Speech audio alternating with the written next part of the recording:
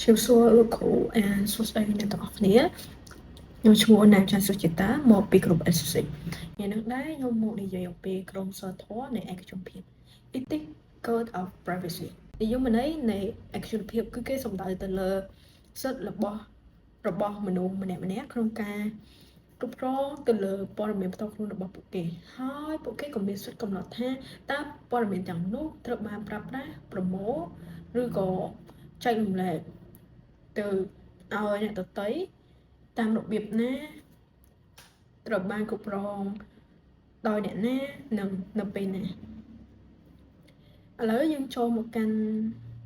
ក្រុមសីលធម៌នៃឯកជនភាពរបស់យើងវិញក្រុមសីលធម៌នៃឯកជនភាពគឺគេសំដៅទៅលើរង្វាស់នៃសីលធម៌ឬក៏ការណែនាំនៃសីលធម៌ដែលស្ថាប័ននានាប្រើប្រាស់វាដើម្បីកំណត់ភាពត្រឹមត្រូវនិងយុត្តិធម៌ក្នុងការដោះស្រាយព័ត៌មានផ្ទាល់ខ្លួនរបស់បុគ្គលម្នាក់ៗក្រុមសីលធម៌នេះវាមិនមែនជាច្បាប់ផ្លូវការទេប៉ុន្តែវាជាតម្លៃសីលធម៌ដែលដឹកនាំក្នុងការសម្រេចចិត្តសម្រេចនៅពេលដែលមុននឹងយើងសម្រេចចិត្តប្រមូលយកទិន្នន័យផ្ទាល់ខ្លួនរបស់អ្នកដទៃប្រើប្រាស់ទិន្នន័យផ្ទាល់ខ្លួនរបស់អ្នកដទៃឬមើលគ្រប់គ្រងព័ត៌មានផ្ទាល់ខ្លួនរបស់អ្នកដទៃយើងត្រូវការក្រុមសីលធម៌ក្នុងការធ្វើវាគោលបំណងរបស់ក្រុមសីលធម៌ហ្នឹងគឺដើម្បីធានាថាដំណើរការនៃទិន្នន័យហ្នឹងប្រព្រឹត្តទៅដោយយុត្តិធម៌ត្រឹមត្រូវតម្លាភាពនិងការទទួលខុសត្រូវយុត្តិធម៌ហ្នឹងមិន fairness ហ្នឹងគឺមិនយកទិន្នន័យទៅប្រើដើម្បីធ្វើឲ្យប៉ះពាល់ឬក៏ធ្វើឲ្យខូចខាតប៉ះពាល់ដល់ម្ចាស់ដើមគេភាពត្រឹមត្រូវ rightness គឺគេសំដៅទៅលើការធ្វើតាមស្តង់ដារទទួលស្គាល់ថាសកម្មភាពហ្នឹងត្រូវល្អនិងមិនបង្កគ្រោះថ្នាក់តម្លាភាព transparency គឺគេសំដៅទៅលើការមិនលាក់បាំងសកម្មភាពនៃការដោះស្រាយពីបញ្ហាទិន្នន័យនោះទី4គឺភាពទទួលខុសត្រូវគឺមានន័យថាត្រូវហ៊ានទទួលនៅអ្វីដែលអ្នកឯងបានធ្វើហើយការបែកធ្លាយទិន្នន័យផ្ទាល់ខ្លួននេះអាចបណ្ដាលមកពីការបំពានទិន្នន័យពីសំណាក់ hacker មានន័យថា hacker ធ្វើការវាយលុកចូលទៅកាន់ប្រព័ន្ធក្រុមហ៊ុនឬមួយធនាគារស្ថាប័នណាធំហើយពួកគេលួចយកទិន្នន័យផ្ទាល់ខ្លួនទាំងនោះទៅចែកចាយឬមួយក៏លួចយកទៅប្រើប្រាស់សម្រាប់ខ្លួនគេផ្ទាល់មួយទៀត online tracking គឺជាការតាមដានតាមអ៊ីនធឺណិតឧទាហរណ៍ថាអ្នកទាំងអស់គ្នាដែលឃើញអត់នៅពេលដែលអ្នកចូល browser search អីមួយហើយនឹងមានពាក្យមួយ cookie ហើយគេដាក់ពាក្យថា accept មួយគេដាក់ថា allowed ឬមួយក៏ deny បើសិនជាអ្នកឯងជ្រើសយក allowed មានន័យថាពួកគេអាច track នៅអ្វីដែលព័ត៌មានរបស់អ្នកទាំងអស់គ្នាអញ្ចឹងអ្នកទាំងអស់គ្នាជៀសវាងកុំចុច allowed នៅពេលដែលឃើញវាចំណុចបន្តទៀតគឺវាអាចបណ្ដាលមកពី social media oversharing បណ្ដាញសង្គមការចែករំលែកព័ត៌មានផ្ទាល់ខ្លួនដូចជាទីតាំងរូបថតគ្រួសារអីចឹងស្ថានភាពអារម្មណ៍ច្រើនពេកដោយខ្លួនឯងធ្វើឲ្យភាគីទី3អាចយកព័ត៌មានទាំងនោះទៅប្រើប្រាស់បានចំណុចបន្តទៀតគឺនិយាយអំពីបច្ចេកវិទ្យា AI និងការសម្គាល់មុខដែលគេហៅថា facial recognition and AI ការប្រើប្រាស់បច្ចេកវិទ្យាដើម្បីប្រមូលនិងវិភាគទិន្នន័យដោយគ្មានការយល់ព្រមឬតម្លាភាពចំណុចមួយទៀតគឺ phishing and social engineering ឧក្រិដ្ឋជន បោកបញ្ឆោតអ្នកប្រើប្រាស់ឲ្យផ្ដល់ព័ត៌មានសម្ងាត់ដូចជាលេខសម្ងាត់លេខការឬមួយលេខការអនុទានអីចឹងទៅដោយខ្លាចបារម្ភគឺជាធ្វើជាស្ថាប័នគួរទុកចិត្តដើម្បីធានាថា privacy របស់យើងអត់អាចធ្លាក់ទៅលើដៃអ្នកណាម្នាក់បានចឹងយើងគួរតែការពារឯកជនភាពរបស់យើងខ្ញុំនឹងលើកពីផ្សេងគ្នាគឺការការពារតាមបែប digital online និងការការពារតាមបែប offline ហ្នឹងហើយការការពារតាមបែប digital online គឺមានន័យថាsocial media របស់យើងដូចជា Telegram Facebook ឬមួយក៏ email របស់យើងដែលយើងប្រើប្រាស់ក្នុងការងារអីចឹងយើងគួរតែប្រើប្រាស់ two factor authentication ដែលយើងប្រើប្រាស់វាដើម្បី lock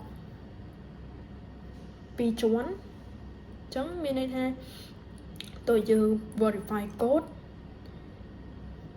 ទើបអាចចូលប្រើប្រាស់បានហ្នឹងហើយ and មួយទៀតគឺទៅលើ internet ពេលខ្លះគេក៏អាច access ចូលទៅតាម IP របស់យើងបានដែរចឹងហើយបើអាចយើងប្រើប្រាស់ VPN មុននឹងយើងចូលទៅប្រើប្រាស់ Wi-Fi វាអាចជួយយើងដែរនៅពេលដែលយើងប្រើប្រាស់ VPN យើងប្រើប្រាស់វា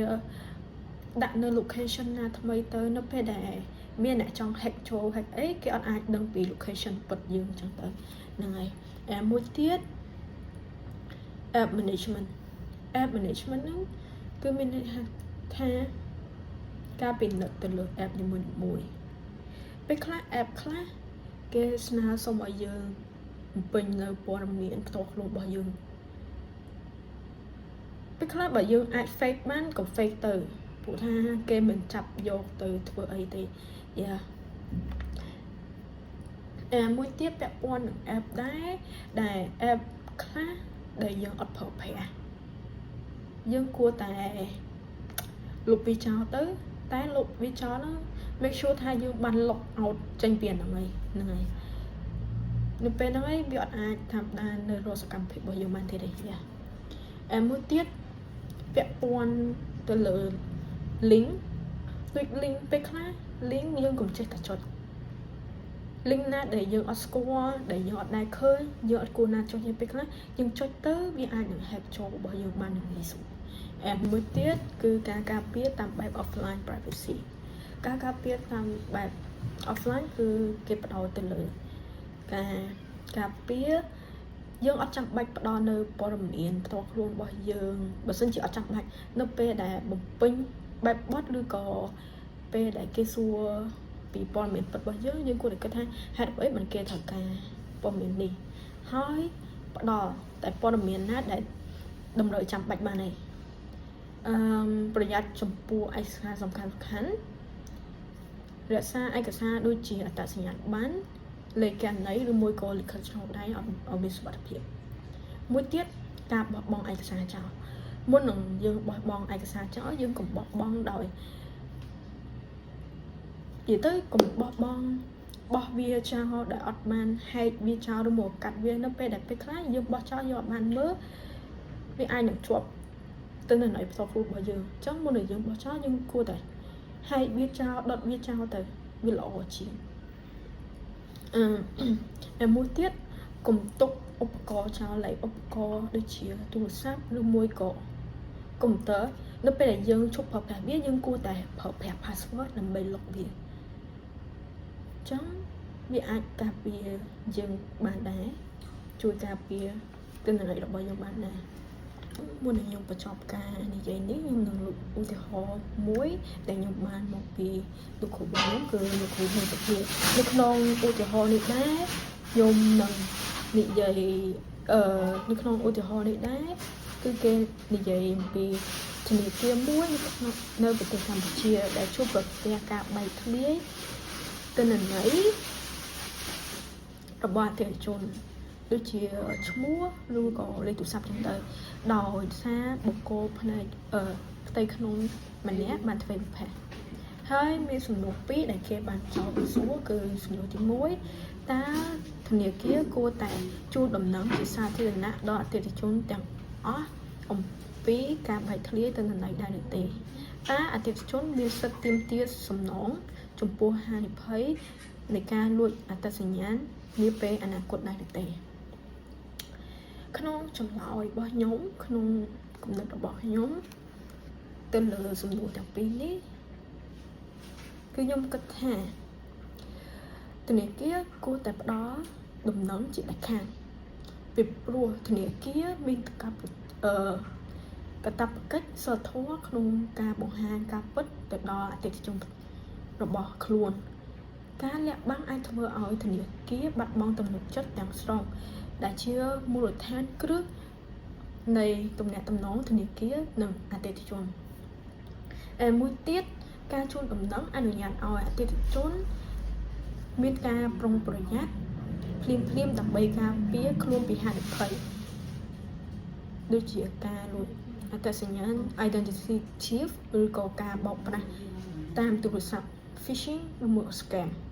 ដែលអាចកើតឡើងតាមរយៈឈ្មោះនិងលេខទូរស័ព្ទដែលលេចធ្លាយសម្រាប់សំណួរមួយទៀតខ្ញុំគិតថាអតិថិជនគេមានសិទ្ធិក្នុងការទាមទារនៅសំណងចំពោះហានិភ័យដែលបានកើតឡើងនេះគឺជាការបញ្ចេញមតិរបស់ខ្ញុំទៅលើឧទាហរណ៍មួយនេះឬមួយក៏សំណួរមួយនេះអរគុណដែលបានទស្សនាវីដេអូនេះ